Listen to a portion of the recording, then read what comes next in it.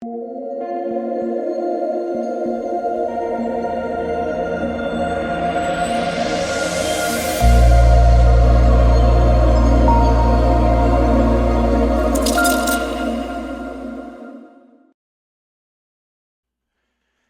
what is going on, guys? It's DK. Back at you with another video here to break down the 9-game NBA main slate on Friday, TGIF. If you guys are new to the channel, welcome. My name is DK. I make content for NBA, for Prize Picks, for daily fantasy sports, and for NBA Top Shot / NFL all day. The sponsor of this video, guys, is Roast Umber. If you're a big coffee lover, you got to give it a try. Local company in Grand Rapids, Michigan. These guys are big DFS players as well, and we're going to be looking to do some giveaways in the near future, so be on the lookout for that. But you can use my discount code DKDFS for 20% off your order. You will not be disappointed, I'm telling you. A lot of different options, so check it out. Again, link is in the description below. But all right, let's get into this video. Oh, and if you want to sign up for premium content, I offer that on patreon.com. Again, this month only is esports for free for everyone that signs up. And yeah, NBA package that includes main slate and the late show on slate as well. So let's take a look back lineup here from tonight. So start the week-long break, which felt forever, with a nice tilt. So let's go over my lineup. It was looking really good going into the late games. So Rondo, Booker, Cade Cunningham, Cam Johnson, Capella, Trey. 3 of 17. Are you serious? 3 of 17 shooting for Trae Young. I mean, I can't tell you how many times this guy's burned me when I have not played him. Yeah, I've faded Trae Young a good amount this year. Every time I do, 50 plus. Finally buy into him in a 240 over-under of no John Collins. 3 of 17 shooting. Unreal. So I went over on Patreon what I thought was the optimal. That was Trae Young, who was popular as he should have been, but again, had just an awful shooting game. Devin Booker and Nikola Jokic with value. So the value likes like Rondo and Cam Johnson and James Johnson. So I kind of went over the optimal. I think if I would have played the optimal, probably would have cashed in tournaments. But I went a little bit contrarian because, again, I never want to play all chalk. So what I did was I faded chalk Jokic. I knew it was going to be a scary fade. Well, let me just tell you this. Okay, so I'm walking home from the gym, and I see the games that just started. It's like 6 minutes in, 7 minutes in. I check the Portland game first. I see Josh Hart is like 8 points, 2 assists, and a board in like the first 6 minutes. I'm like, well, let's go. This is big. This is big. Then I check Jokic, and he has like nothing. He had like, there was like 3 minutes to go in the first quarter. I think he had 3 points, 2 boards, and 2 assists. And I'm like, yes, I am getting so lucky this Jokic fade. Let's go. And then I check the peripheral stats. He has like 3 steals and 3 blocks already in the first quarter. I was like, he already has 20 points basically just on steals and blocks alone. I'm like, oh, okay, cool. And then top it all off again. I'm not mad about the Josh Hart blowout, but blowout doesn't play in the fourth quarter. I knew that was the risk. I talked about it on Patreon how, I like Simons and Hart, but there was some blowout risk and the game blew out. So I knew that was definitely a possibility.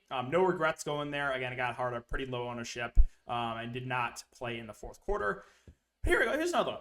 Trent Watford. Okay, so number one, you're really starting Drew Eubanks. They just signed, I thought it was a 2-year deal. It's a 4-year deal. You just signed young Watford to deal, okay? I'm like, okay, Yusuf Nurkic out for at least 4 weeks. Let's give the young guy that we just signed a 4-year deal to start. Drew Eubanks on a 10-day contract. Throw him in the starting lineup. Looking at this, I'm just like, is this seriously happening? Like, they're really starting Drew Eubanks on a 10-day contract over Watford, who they just signed to a 4-year deal.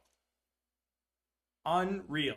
And then, so Watford gets in some foul trouble, and the game's blowing out, okay? So the game's like obviously a massive blowout in the fourth quarter. I'm like, okay, well, at least I'm going to get Watford blowout run. No. He picked up his 4th foul. Again, it's a massive blowout. But what does Chauncey? He pulls him.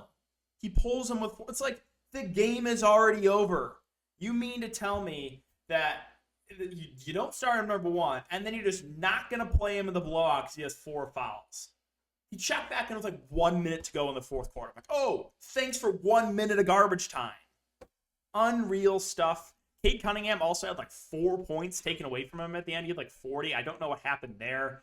But yeah, it was looking really good, right? Capella had a really solid game. Again, Cam Johnson, Booker, Rondo all smash. But Trae Young, 3 of 33 shooting. Josh Hart blowout, which again, I knew that was the rest. The Watford minutes, like, come on now. That blowout run, that's just a little bit unreal. Like, out of this world what I saw. And I see Watford check out of the game in a blowout because he has 4 fouls. But yeah, guys, that's a look back. I just missed in tournaments by a few points. Again, no Josh Hart blowout there. Probably would have cashed, or just an average game from Trae Young easily would have cashed. So it is what it is. This is the winning lineup in high stakes. So, actually it passed. So it was Rondo, Booker, Cade, James Johnson. Okay, this is another one. So, well, actually, I thought I had James Johnson in my lineup. He was in my original lineup. I thought he's in my lineup, and then I see he picks up 3 fouls in 5 minutes. I'm just like, are you serious? So I'm getting ready to tilt tweet, and then I'm like, oh wait, I don't have my lineup. So I'm like, okay, whatever. And I'm like, oh, he's pretty popular. This is actually good. You don't want to know what happens? Stays in the game with 3 fouls. 3 fouls in 5 minutes. Chalk. Like, you can't make that stuff up. If I have a player pick up 2 fouls in the first quarter, he's out until halftime. Chalk James Johnson, 3 fouls in 5 minutes? Leave him in the game. Play him the whole game. I mean, really, come on with that. Let's see. What else? Sabonis was an absolute smash. He stayed out of foul trouble. I liked him as contrarian play. He went off. Gallinari, I actually was debating between him and Cam Johnson. I think they scored the exact same. And then Gary Payton, it was either him or Watford for me. I went to Watford. They were both pretty popular. Both were fine. Again, Watford getting no blowout run was tilting. Yeah, ownership, no real surprise. Clint Capella, chalk, and high stakes, 40%. This is a $2,000 entry, by the way. 40% Capella, 40% Trae Young. No surprise. He was a great play on the slate. Just awful shooting game. Cam Johnson, 60%. Devin Booker, 93%. And Rondo, 100%. So a lot of very chalky plays in high stakes for sure. But yeah, guys, that is it for the look back. So let's move on to this 9-gamer. We'll start off with Toronto. So we have Fred VanVleet currently listed as questionable. Now, I'm fully expecting him to play. He played in the All-Star game. He went through practice on, Thursday? So I think he's going to be full go. But we'll keep an eye on this news and see if there's any limitations. Knowing Toronto, though, there will be no limitations. But yeah, assuming he's good to go. I mean, Siakam and VanVleet both look pretty good. I love targeting players against the Charlotte Hornets defense. They play no defense. So Siakam and VanVleet both look pretty good. As far as the secondary options go, like Trent, Anunoby, and Barnes, they're all more just kind of filler plays for me. I'm not going to say no to these guys. Like, they all should play low to mid-30s minutes. But, with their price points, there's not one that really stands out to me. And then the bigs, it's going to be hard to get to. They just have too many bigs now. Like, Boucher is a guy that does have upside, but, like, they just don't want to play him minutes. It's hard to feel confident about anyone else other than the starting 5 here for Toronto. On the Charlotte side, so Gordon Hayward is still out. We do have Cody Martin, though, coming back. And he's a guy I expect to be in this rotation, so I expect him to, come off the bench and get some minutes for sure. So that's definitely going to affect some of these secondary plays here on the Hornets. It's a tougher spot. We have Bridges and Rozier around 8K, LaMelo at almost 10K. No one really stands out for the main guys. Oubre probably loses minutes with Cody Martin back. Now, we did see Montrezl Harrell play like 52 minutes last game. Now, I think that went to overtime. It did. That went to double. Okay. Double overtime, Miami. That was the slate before the break. I fade the Miami guys. Massive chalk. They get double overtime to bit. So I'm still tilted about that too. But yeah, he'll split time with Mason Plumlee. I don't expect 30+ minutes like we got from him last game. There's really not much on the Charlotte side I like. San Antonio and Washington. So DeJounte Murray, obviously, is the go-to guy at a price at almost 11K. It's a little bit hard to prioritize him, but I think he's a good GBP player. The ceiling is there. But at 11K price point, again, like I said, it's hard to feel really good about him. Jakob Poeltl, 7.3, feels priced about right. I like the spot. He has flashed some upside.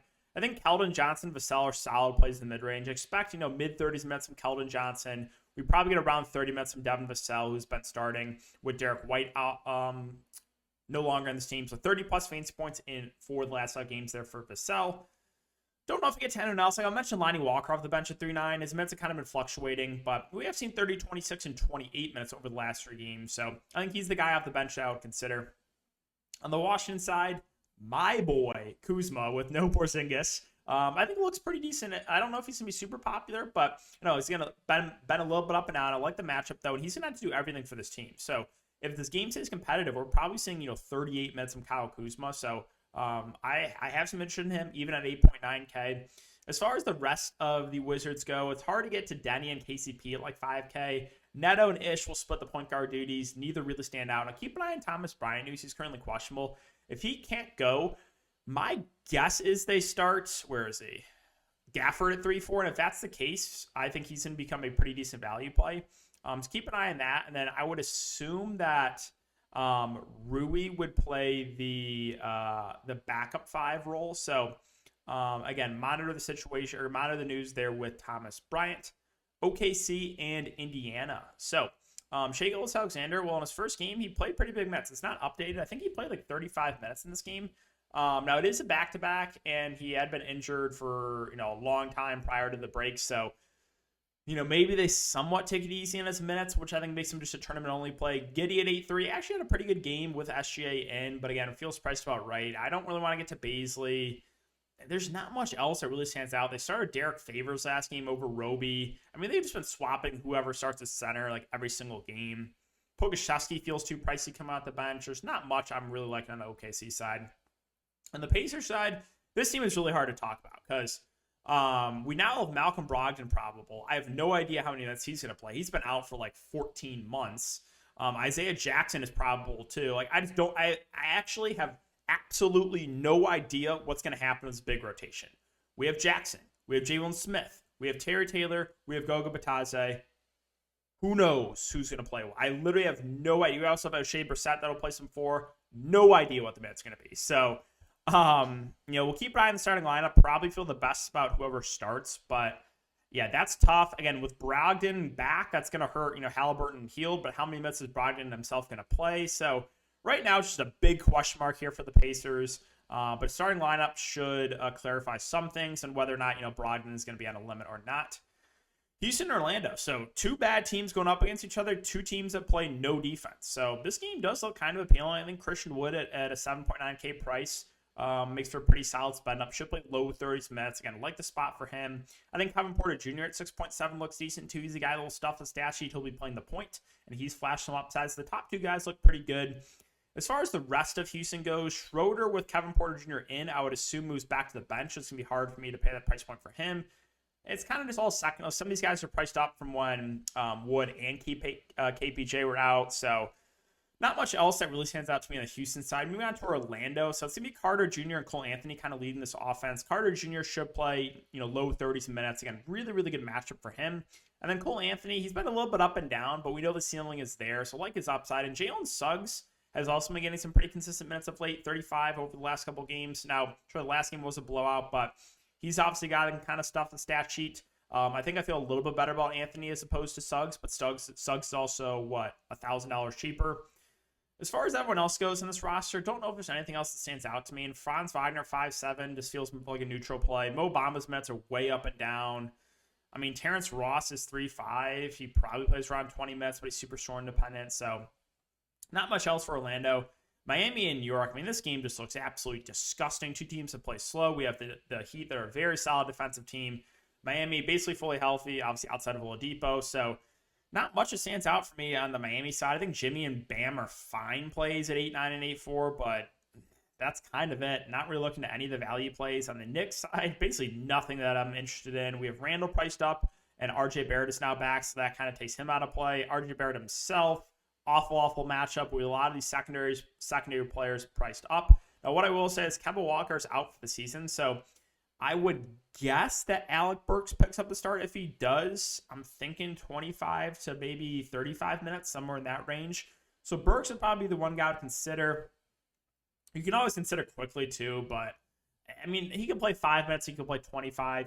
Again, with Kemba Walker out of the rotation, you would think he plays more, but you just never know with the Knicks there. So a team I'm not super interested in. Now, Philadelphia and Minnesota. So first game here for James Harden. It's going to be interesting to see how him and Embiid work together. Embiid at 11.6K price point. I like the matchup, but again, what is the usage going to be like with him and Harden? So, I think he's in play, But for me, more of a tournament play. I think Harden actually is a little bit easier to get to, assuming there's no limitations here at a 10.9K price point. I think the usage is going to be dominated between these two. And the likes of like Tobias and Maxey should take a back seat. So it's going to be really hard to go there. And the value is also going to be really hard to get to as well. So mainly just Embiid and Harden I'm looking to. I think it's going to be a little bit easier to get to Harden, though, assuming there's no limitations. On the Minnesota side, so it's basically my same breakdown when this team is healthy. The big three all look good for tournaments, but you never know who it's going to be. Like, it was D'Lo tonight. It could very easily be Cat tomorrow. It could be Edwards. You just don't know. Like, one of these guys, if the game stays close, is probably having a good game, but it's just... Yeah, I just almost never get these guys right. I think Patrick Beverley is super, super safe. I mean, he's basically just going to get you 25 fantasy points every single night. He's going to play like 25 to 30 minutes and get you like 25 fantasy points. I think he's a really good cash game play.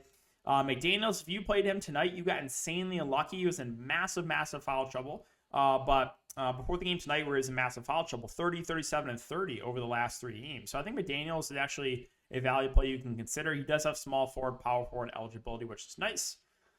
Few games left, Dallas and Utah. So I think Luka Doncic looks really good at the top. I think people are still scared about Utah being like a really good defensive team. They're still like a solid defensive team, but they've not been the same defensive team they've been of years past. So I think Luka looks great. I mean, he right now outside of the Miami game, he's been averaging like 75 fantasy points a game. So I think Luka looks really, really good here, even against Utah. Brunson, secondary option. I'm going to stay away from Dinwiddie. Reggie Bullock, of course, is questionable. Keep an eye on this news. If he can't go, I would assume that's more minutes for Kleba, but he came out the bench and only played 26, which is a little bit concerning.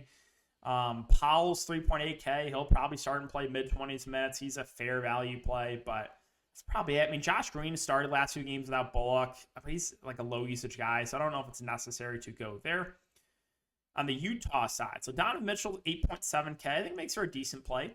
He's going to play mid-30s minutes. He's going to be the high-usage player on this offense, so I think he looks pretty good. Rudy Gobert at 8.4. I think, there's going to be no more limitations. Again, they kind of took it easy on his minutes the first couple games back 22 and 28, but I think he'll be full go here and back to like low to mid-30s minutes, which makes him a relatively safe play. Secondary options, nothing really stands out here with Conley, Bogdanovich, Clarkson. Royce O'Neal's too pricey, so not much else here for Utah. Pelicans and Suns. So the game before the break, they switched around the starting lineup. They started CJ at the point, which it's a pretty good boost to CJ McCollum, right? I think it's going to boost his assist numbers, and he's played really, really well for this team since he's joined. He's also playing massive minutes. So assuming that CJ starts at the point, it looks like they're going to continue with that same starting lineup. I think he actually makes for a decent play. Does have point guard, shooting guards eligibility, which is nice. Jonas Valanciunas at 7-8, more of a neutral play for me. I think we get 30 to 35 minutes from him. Ingram, kind of the same thing, 7-7. He's taken a little bit of a backseat recently to McCollum. Now, one guy that I do want to mention here that was inserted in the starting lineup is Jackson Hayes. He only played 26 minutes last game, but he also had 5 fouls in that time. I think he could have played a little bit more. So, assuming that Jackson Hayes starts, I actually think he's a pretty good value. Like, he's been pretty good when he's been in the starting lineup. So, kind of like Hayes there, assuming that he starts. Again, Graham coming out the bench, more just a tournament play. And Herbert Jones, all-around solid defender, but definitely going to take a backseat to some of these other players on offense. So not much else that I'm looking to on the Pelican side. On the Sun side, so no surprise. Once again, I really like Devin Booker. He's just going to do everything with this team. I think he had, 12 assists tonight. So I think he looks great without Chris Paul. He's going to play huge minutes and do a ton of the ball handling. DeAndre Ayton, for some reason, they've been capping his minutes at around 30 every single game, which is a little bit frustrating. So that is a little bit concerning with his minutes. As far as the wings, so Aaron Holiday, that was a little bit annoying. He shot 5 of 5, kind of bailed out the people that didn't, update the news. So that was a little bit frustrating, but I think he is too pricey, assuming that he comes off the bench. Cam Johnson, assuming that he starts the game, I think is a fair value. He played over 30 minutes.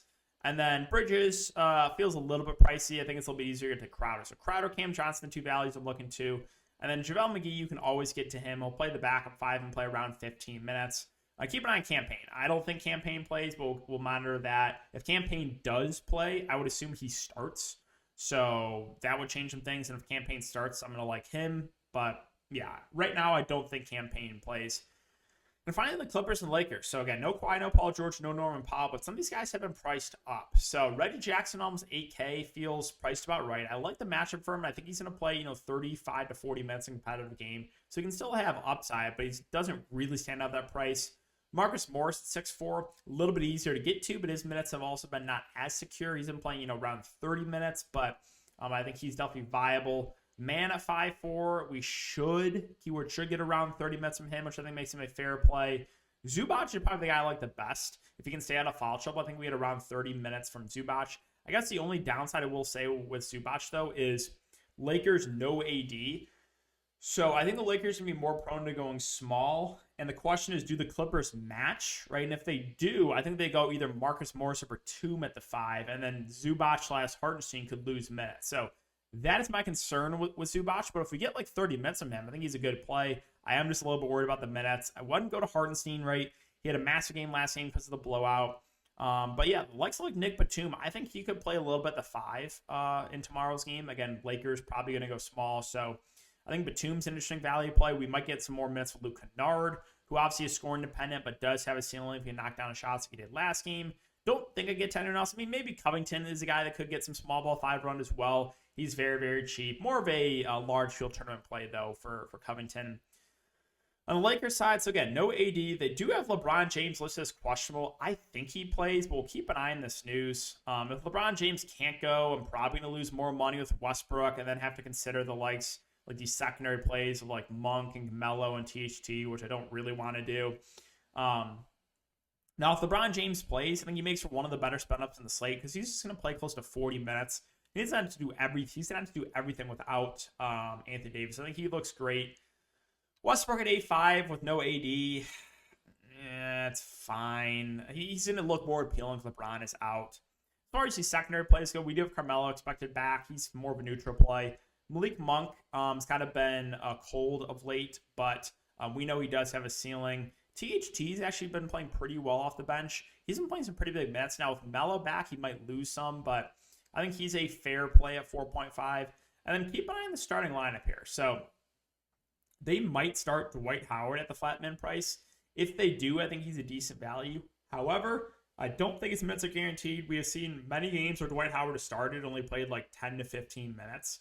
So there's no guarantee of him playing big minutes, but like, let's just say, for example, he starts and plays like 22 minutes or something like that. Then he's going to be a pretty good value because we know Dwight's a good point per minute guy. The only issue with him this season is they don't want to play him. So, yeah, keep an eye on the starting lineup there for the Lakers. But I think that's going to wrap it up for the video today, guys. So if you have been enjoying the YouTube content, just make sure to hit that like button, subscribe, hit the notification bell. Really appreciate all you guys' support, everyone coming in and checking out the videos daily. Again, cannot do this without you guys, so really appreciate everyone. Hope you guys have a great night, and I will see you in the next video.